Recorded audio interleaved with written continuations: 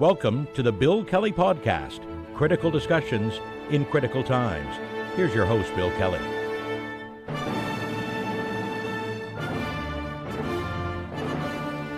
And welcome to another edition of the Bill Kelly Podcast, critical discussions in these critical times. I'm your host, Bill Kelly. A little pause from some of the stuff we've been talking about, the current events, and there are many of those, and we're going to cover those in future podcasts. But today, by popular request, a number of you have been talking about and sending emails and texts about, what you see behind me, the books. We do the show, we do the podcast in my studio/library here at home. And there is a large collection of books, and I should tell you, what you see are the ones behind me here.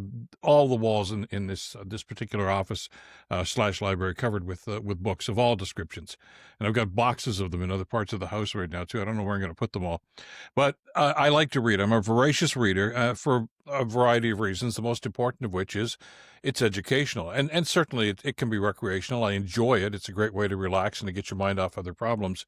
But it's something where you can learn an awful lot from, too. So a number of you said, well, what are some of these books and what are they all about? So I'm going to spend just a couple of minutes talking about this, because there's a lot behind me here. There's a lot of fiction. I'm a big fan of fiction, of murder mysteries and intrigue and things of that nature. And there's some great authors that we'll talk about maybe on a future podcast. But today, let me focus for just a little bit about some of the political books that are behind me. We talk about politics an awful lot on this show. Let's face it, it shapes our lives. It has an influence on our lives, whether you're interested in politics or not. You're a player, whether you intend to be or not. So I want to talk about some of the books here that have influenced me, and some of them are behind me here.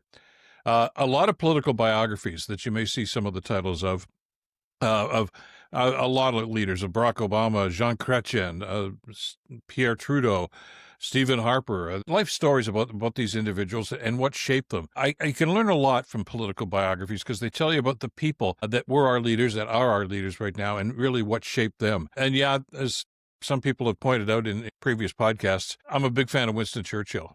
That's not to say I believed everything this guy said or endorsed everything he said, but he was a great leader at a time that the Great Britain, and for the world, for that matter, needed. And let's face it, he was a very quotable guy for a whole lot of reasons. One of my favorite quotes, I think I've used this on the podcast before, is the story of when he was talking to a newly elected member of Parliament, just a young fella. And he said, do you have any political enemies? And the guy said, well, yeah, I do, as a matter of fact. And he says, that's good. He says, because that means you've taken a stand on issues.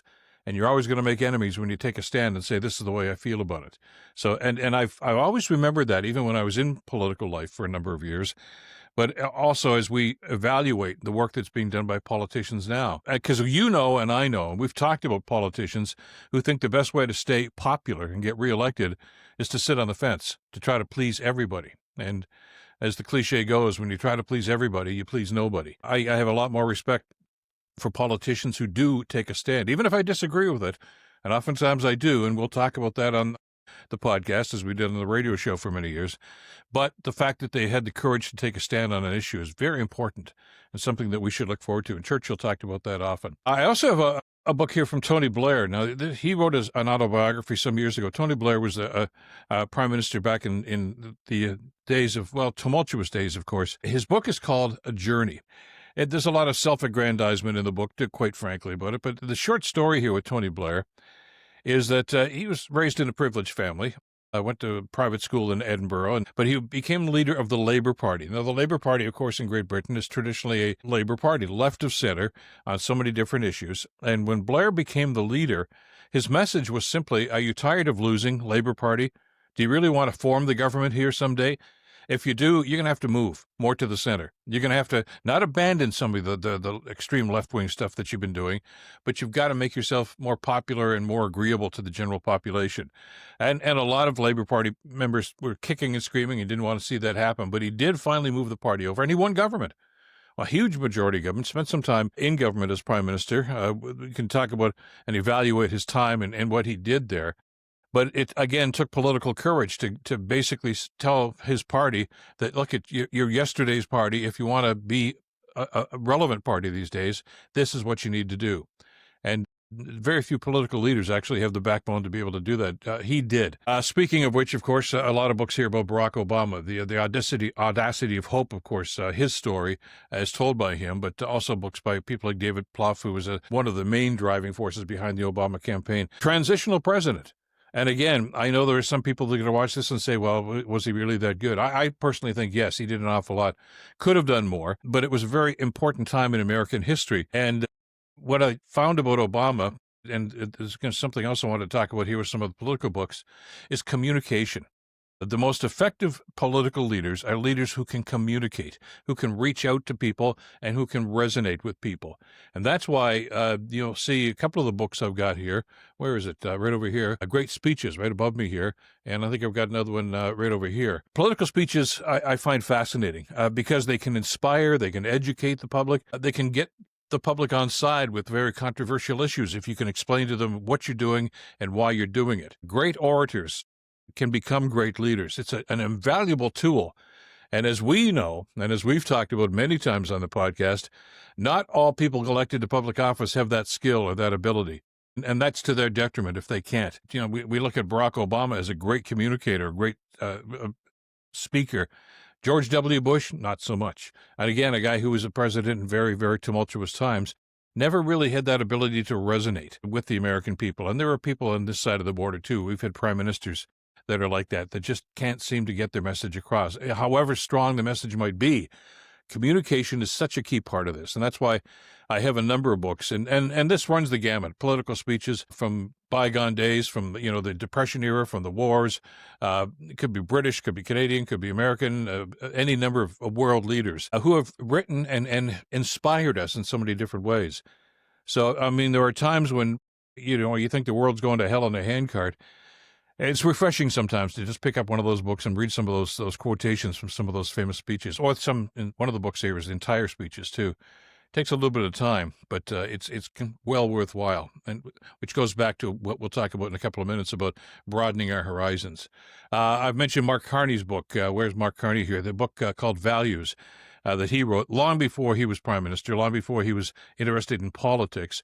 And it outlines his philosophy about the way he thinks government should actually work and what can happen here. And he's even said, he wrote this book a number of years ago, but he has always maintained, and we've talked about this on the podcast, one of the keys to being a successful political entity here is to be able to pivot.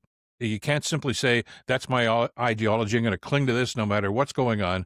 You always have to reassess the current circumstances that are going on and shift and modify policies. And Carney has talked about doing that, and I think is doing that these days. Nonetheless, the book is a fascinating read to kind of give you a sense as to where he's coming from.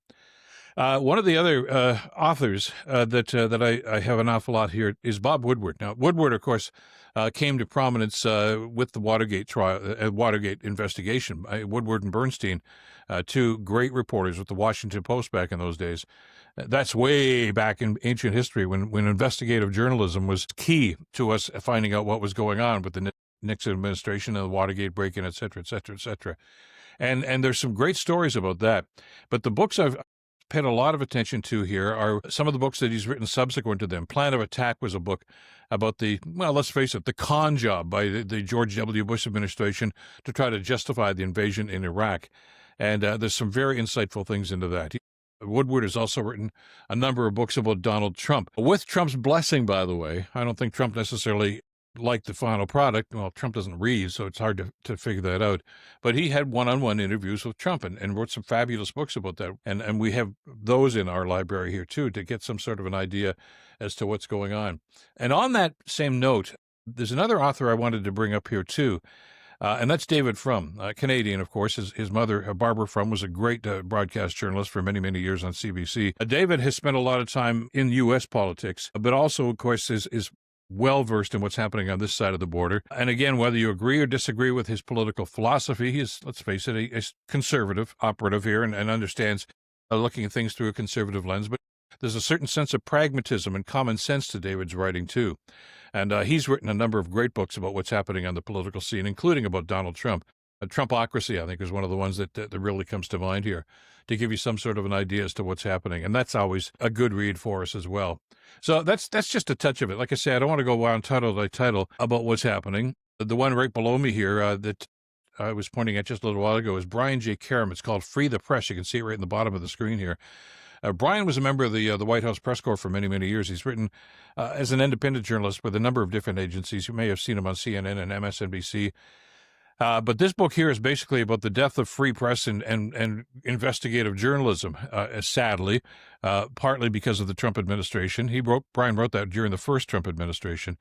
But it's basically not just a mournful appraisal as to how journalism is dying, but what should be done to try to revive it. And it's fascinating read, especially in light of the fact that now Trump is back and that attack on journalism is not letting up. As a matter of fact, it's probably worse than it ever has been. But it's always fascinating to talk to folks like that and Jim Acosta, who's a good friend of Brian J. Karam's, and others that are still fighting for that journalistic integrity. And sadly, not too many people, especially in American journalism, and in this side of the border too, seem to want to fight the good fight. They want to acquiesce and simply, read the press releases and not question and not ask the basic questions that journalists are supposed to ask: the who, what, when, where, and why.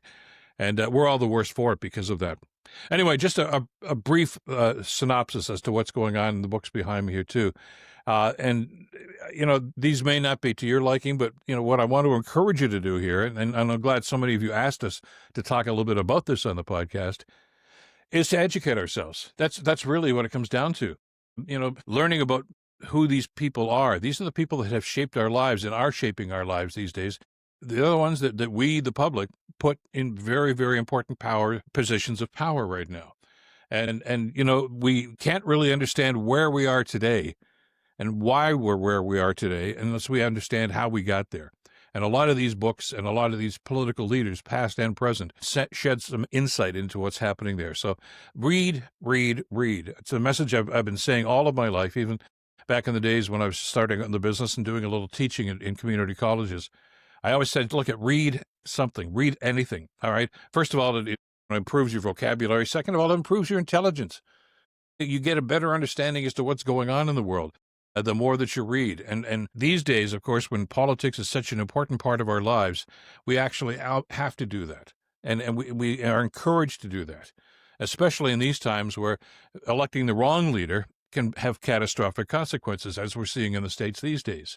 An educated voter is probably the greatest weapon in our battle against tyranny and against the sorts of things that are happening, the anarchy that seems to be happening in too many political circles these days. So whether it's the books that I've got here, the ones that we've talked about, or anything else, read and find out exactly who is who and what's going on in the world. We'll all be the better for it. That's it for this edition of the podcast. Thanks, as always, for being with us. And if you're on YouTube, good to have you with us. Don't forget, hit that notification bell and make sure you pass the word. And thanks again to all the people that are subscribing to the podcast. A lot going on and a lot of great things for us to talk about. We want to create that dialogue, that back and forth. And by subscribing to the podcast, you help us to do that work. Thanks, as always, to Madeline Kelly for the great work producing the show every day. Until next time, I'm Bill Kelly. Stay in touch and stay informed. Bill Kelly Podcast brought to you by Wizen's Law, personal injury lawyers. Listen, you didn't choose to get injured, but you can choose the right lawyer. Wizen's Law, 905-522-1102 or wizenslaw.com.